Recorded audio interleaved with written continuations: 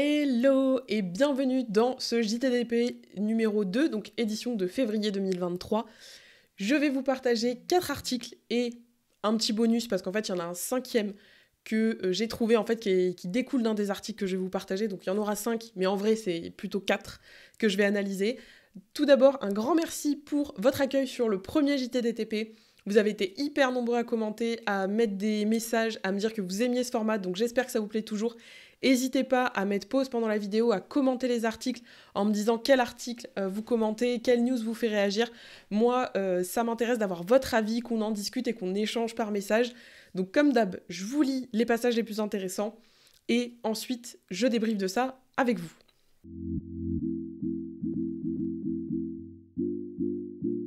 Le premier article que je vais en gros lire, pas en entier parce qu'il y a beaucoup de choses, c'est un article sur la réassurance publique de l'APST. L'APST, pour rappel, c'est l'association des professionnels du tourisme. C'est une association qui permet de promouvoir le tourisme au sens large, qui mène des actions diverses et surtout, c'est une association auprès de laquelle certains acteurs du tourisme adhèrent, notamment agences de voyage et tour opérateurs, mais c'est pas la seule, pour avoir une garantie financière. C'est-à-dire qu'en cas de faillite, si jamais, comme l'a été par exemple Thomas Cook, ça finit en liquidation, c'est la PST qui paye à la place du tour opérateur ou de l'agence qui est en faillite et qui permet aux clients de voyager ou qui les rembourse. Donc vous vous doutez qu'après Thomas Cook, il y a eu un gros trou dans la trésorerie et c'est précisé dans l'article. Je vous le dis parce que voilà, c'est de notoriété publique. La PST a vendu son siège social et ses locaux de Paris pour pouvoir finir de rembourser les clients. Donc c'était clairement pas une petite affaire cette histoire de Thomas Cook. Pourquoi c'est intéressant? C'est qu'en fait, ça fait plusieurs mois que la PST attend la validation de l'Europe par rapport à son fonctionnement, son fonds, etc. Parce qu'il y a beaucoup de choses qui sont en train d'évoluer. Il y a un truc qui est intéressant, je vous laisserai aller voir l'article si vous voulez. Moi, ce que je trouve intéressant, c'est qu'en fait, la deuxième partie de l'article parle d'un fonds. En fait, la France a notifié l'Europe qu'elle allait créer un fonds supplémentaire pour coller aux règles de l'UE, parce qu'il faut savoir qu'on a le droit français et le droit européen, et aujourd'hui, on n'est pas tout à fait dans les clous au niveau du droit européen, et c'est un fonds qui devrait peser 1 milliard d'euros. D'avoir un fonds qui permette de soutenir les assureurs et les garants en cas d'insolvabilité des organisateurs de voyage. Donc c'est un fonds pour soutenir déjà un fonds de garantie. C'est un petit peu la mise en abîme. Par contre, ce qui est précisé, mais c'est une toute petite phrase juste en bas, c'est que certainement ce fonds va être financé par les voyageurs. Parce que ça fait déjà plusieurs années qu'on en parle, ça fait déjà plusieurs années que certains opérateurs, notamment Selectour, se penchent et réfléchissent à cette question de pour financer ce fonds, comment on fait? Et l'idée, ce serait de prendre quelques euros sur les voyages à forfait pour que ça finance et ça refasse la trésorerie du fonds.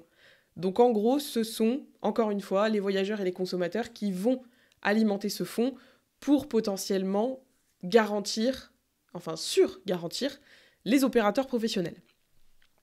Ça, c'est la première info. Du coup, je vous mettrai le lien de cet article et le lien donc de celui-ci, puisque là, c'est un petit peu le détail de la réflexion sur...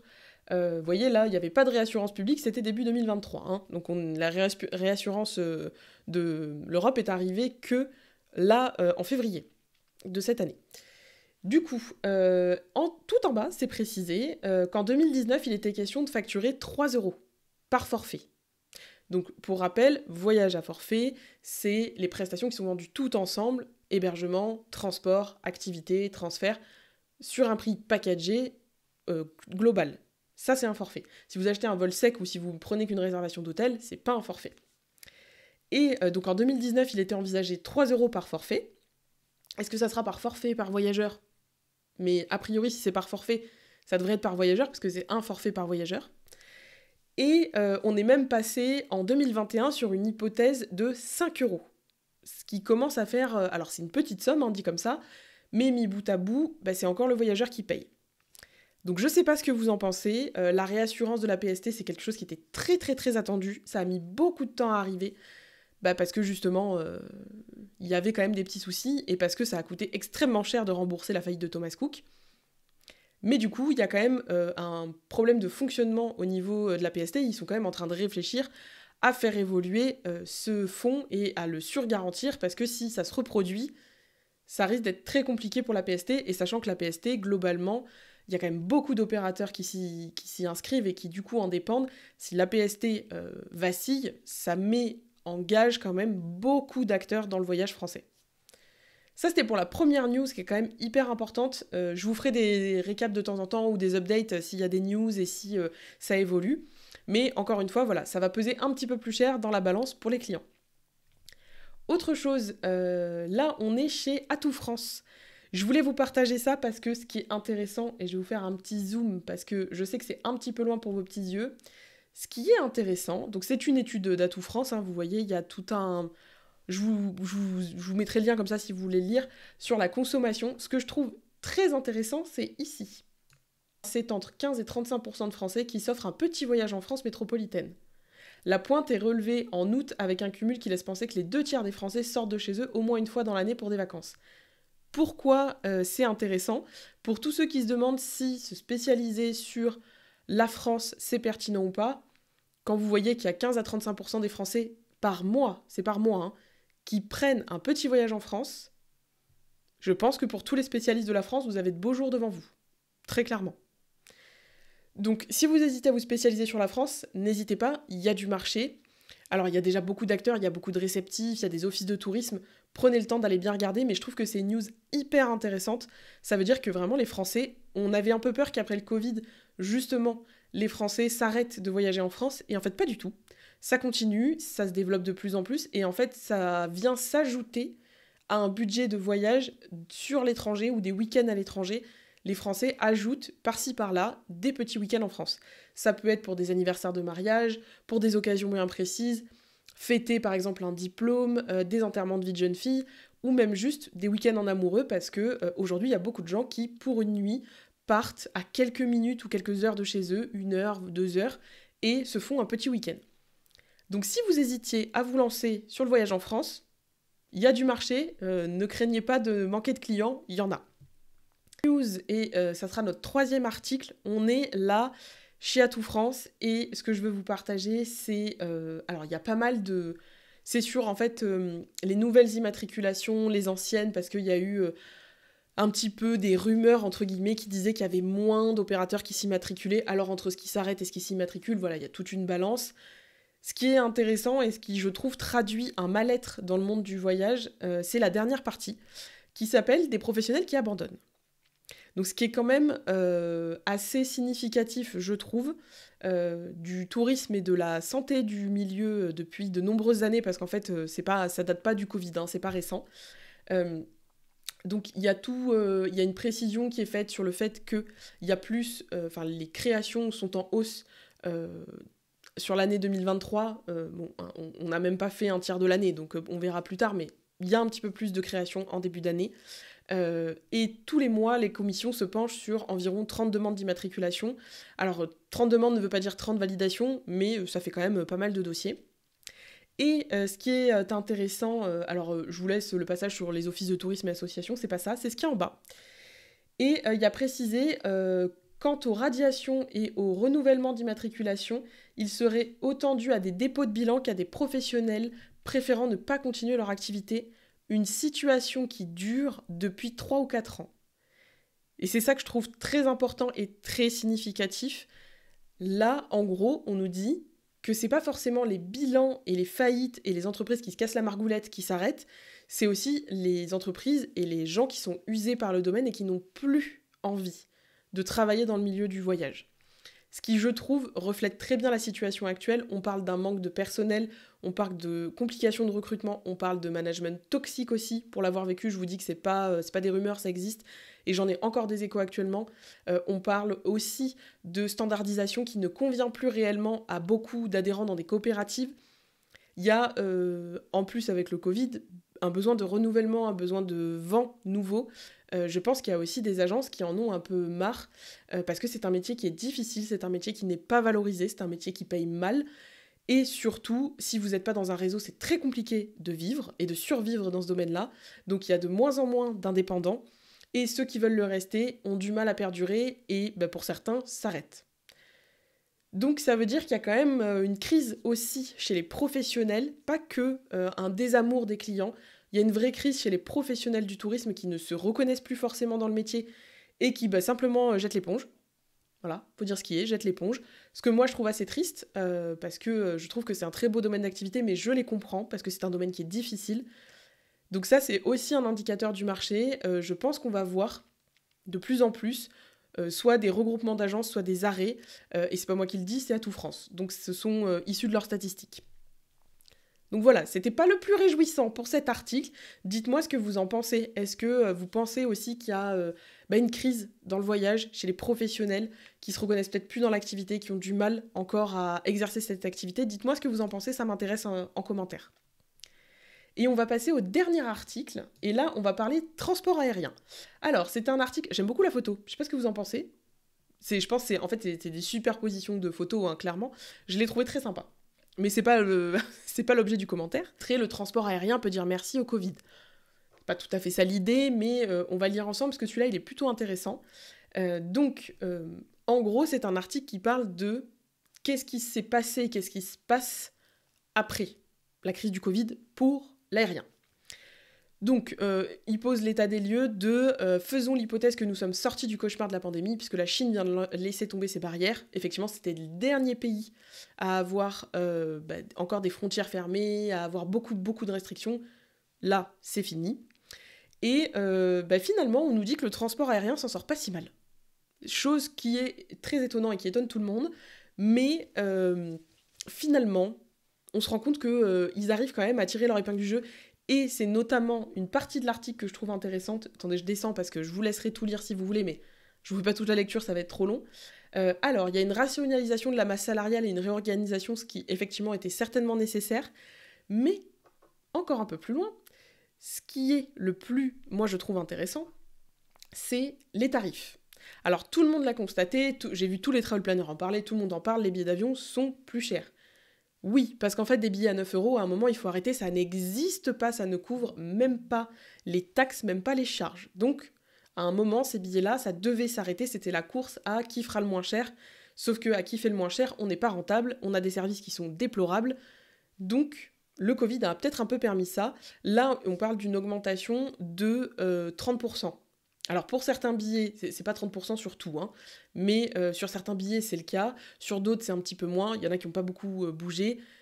Forcément, pourquoi il y a une augmentation? C'est parce qu'aussi il y a moins de vols. On n'a pas encore remis toutes les flottes aériennes sur les tarmacs, donc il y a moins de vols, les prix sont plus chers. Très clairement, c'est quelque chose qui peut paraître un frein pour vous avec vos clients, c'est pas réellement le cas. Pourquoi vous pouvez le tourner à votre avantage et surtout comment? Parler à vos clients de l'anticipation. De toute façon, les dernières minutes, les trucs de je prends mon billet d'avion un mois avant de partir, c'est fini. Ça fait des années que ça n'existe plus, faut arrêter avec ça. Ça, c'est un faux bon conseil. Je sais pas qui donne encore ce genre de conseil, mais ce n'est pas un bon conseil. Aujourd'hui, très clairement, il faut que les gens anticipent. Parce qu'en anticipant, on a toujours des prix intéressants. Effectivement, en prenant ses billets 3 mois avant de partir, c'est déjà trop tard. Encore plus si on part en haute saison. Et encore plus en vacances scolaires. Donc, ce qui aussi est souligné, c'est que on revient progressivement au bon sens, à la condition expresse que la guerre tarifaire ne reprenne pas. C'est la hantise de toutes les compagnies, c'est que les guerres de prix reprennent. Pour l'instant, tout le monde est à peu près content d'avoir des prix plus hauts.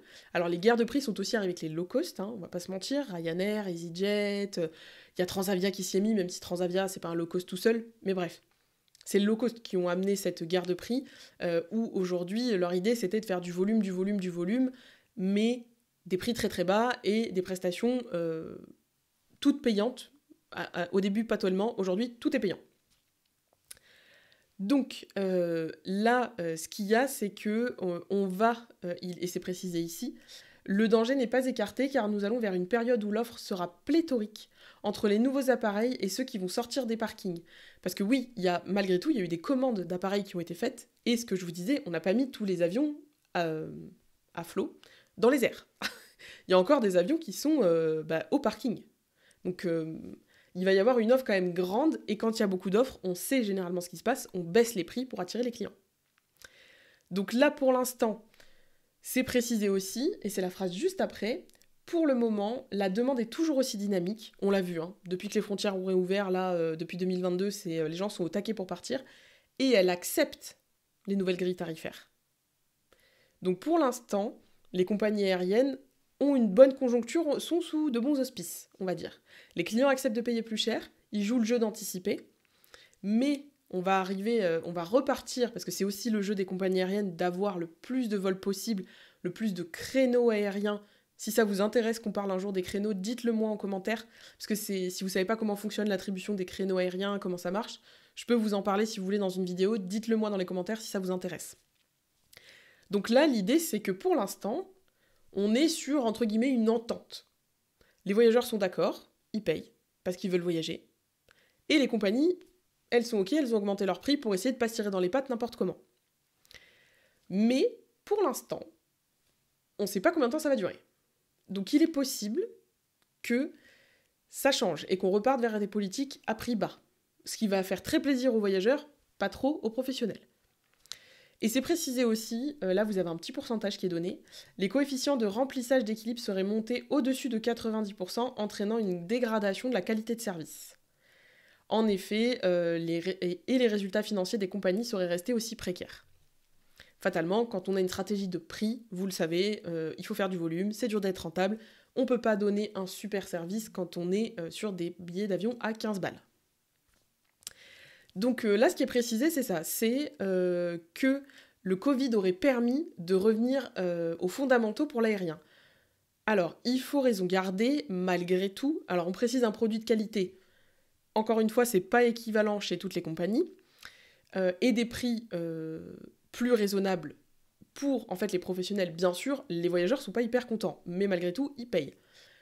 Par contre, il y a quand même quelque chose qui a vent et qui continue de se passer depuis le Covid, c'est que malgré tout, le service client, on n'est quand même pas non plus sur la panacée. Y a beaucoup de vols qui sont annulés ou des changements d'horaire un peu impromptus, on prévient pas forcément les clients, on leur propose pas forcément de solution, on rembourse. Voilà, aujourd'hui la solution c'est on rembourse. Sauf qu'aujourd'hui les clients c'est pas ce qu'ils veulent voyager. Mais quand vous commencez à leur changer leur vol avec 6 heures de différence entre l'heure d'atterrissage prévue et la nouvelle heure, forcément ils sont pas très contents.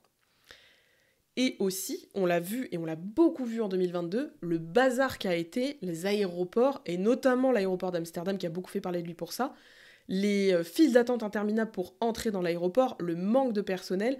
Alors c'est normal parce qu'on n'attendait pas une reprise si rapide, mais malgré tout, on n'est pas non plus sur un aérien surperformant et surqualitatif. Si vous voulez, on reparlera des compagnies aériennes, parce qu'en termes de place dans le tourisme, c'est pas les plus appréciés, ni des pros, ni des clients, et il y a plein de raisons qui expliquent tout ça. Voilà un petit peu pour ces articles. Si on fait un peu le bilan de ce mois, j'essaye de vous sélectionner des articles, de ne pas vous en donner trop, parce que honnêtement, si c'est pour vous lire toute la presse pro, c'est pas très intéressant.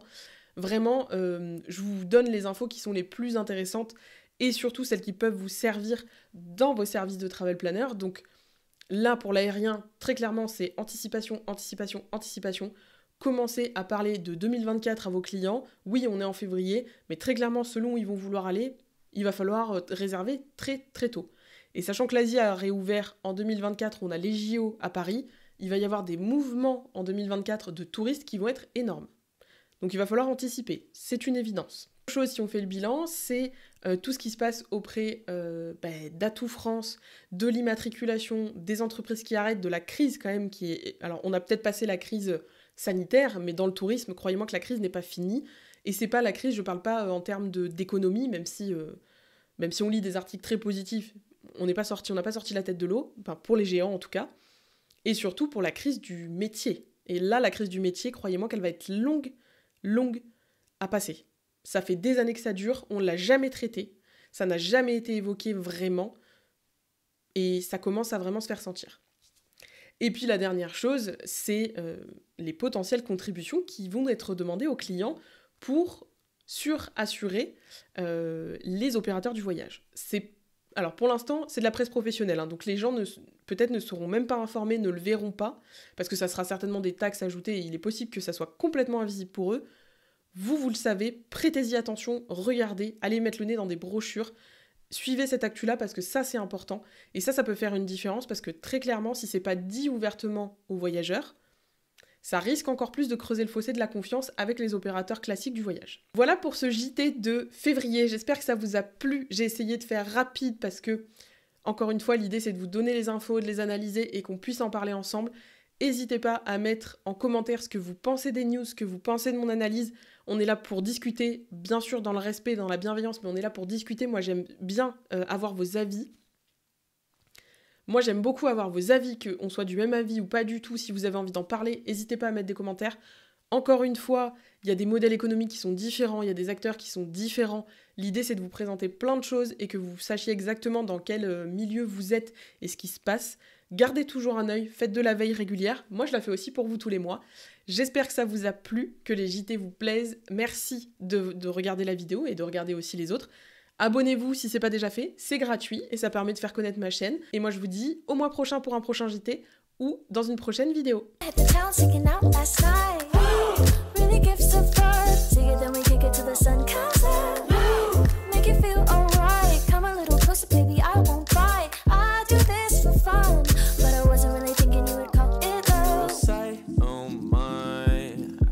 My time for another night. That's why I was thinking you, but you know